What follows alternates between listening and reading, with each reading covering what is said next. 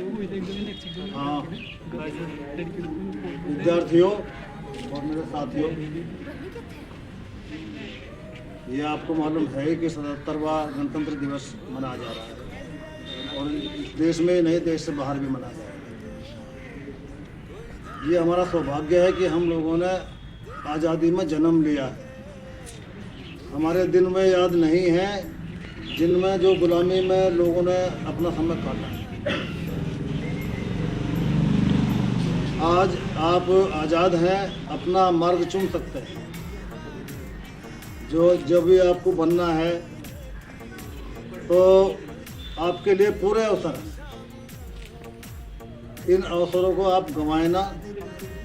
सबसे बड़ी बात तो यह है कि आपको जो है, जो माहौल मिला हुआ है पढ़ने का, हंसने का, बोलने का, ये माहौल पहले नहीं थे।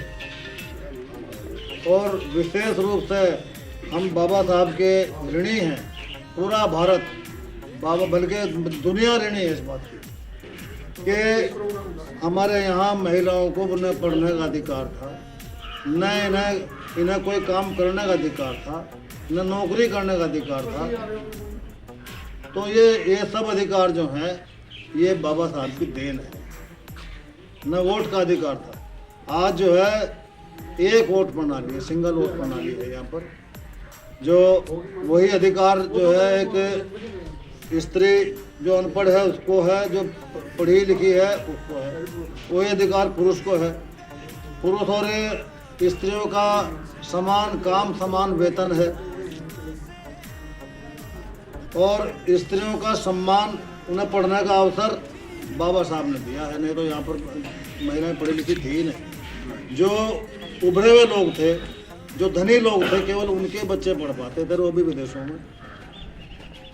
यहाँ पर ऐसी व्यवस्था नहीं थी।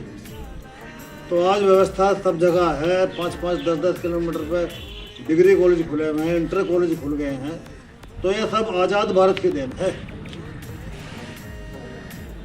सवाल ये उठता है कि 26 जनवरी को ही ये दिन क्यों चुना गया। तो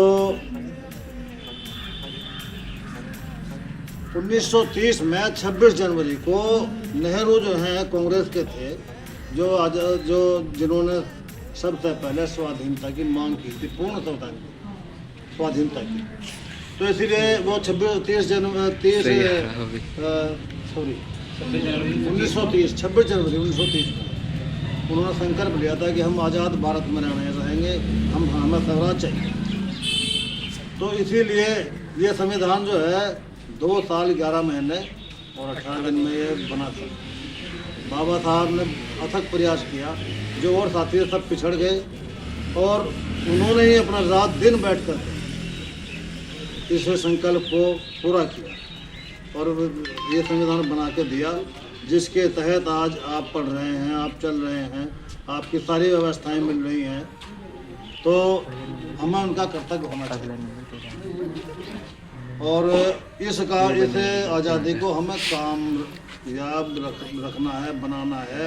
आगे भी हम आज़ाद रहें। देश जो है, देश के अंदर त्राही मची हुई है, महंगाई बढ़ी हुई है और बेरोजगारी बढ़ी हुई है। तो उनके ऊपर अगर ध्यान दें तो उससे जो है हम कभी जो है 13वें पायदान पे थे संसार में और आज जो हैं हम 78वें पायदान पे। इतना पीछे हम चले गए।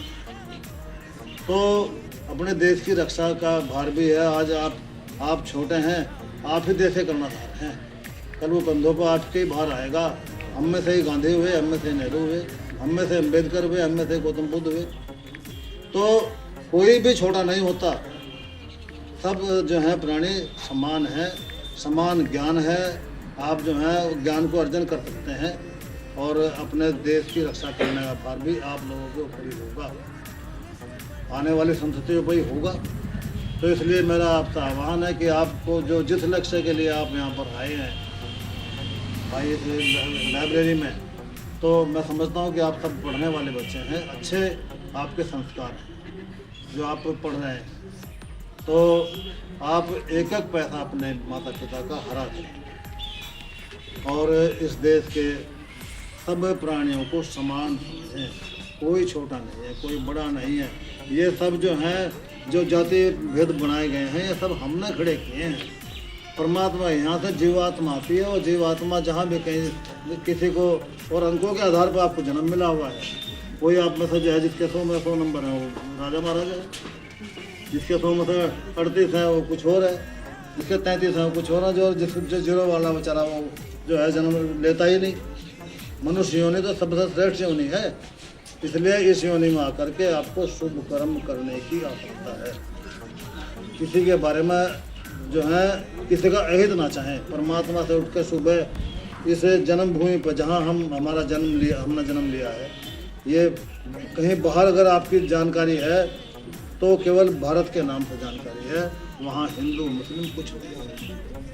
तो इसलिए सबको बराबर समझो, बराबर। ये भाई भी मेरा है, ये भाई भी, बहन भी मेरी है, ये बेटे भी मेरे हैं। तो इस तरह का भाव हमें रहना चाहिए और अपने देश को जो है आगे बढ़ाएं।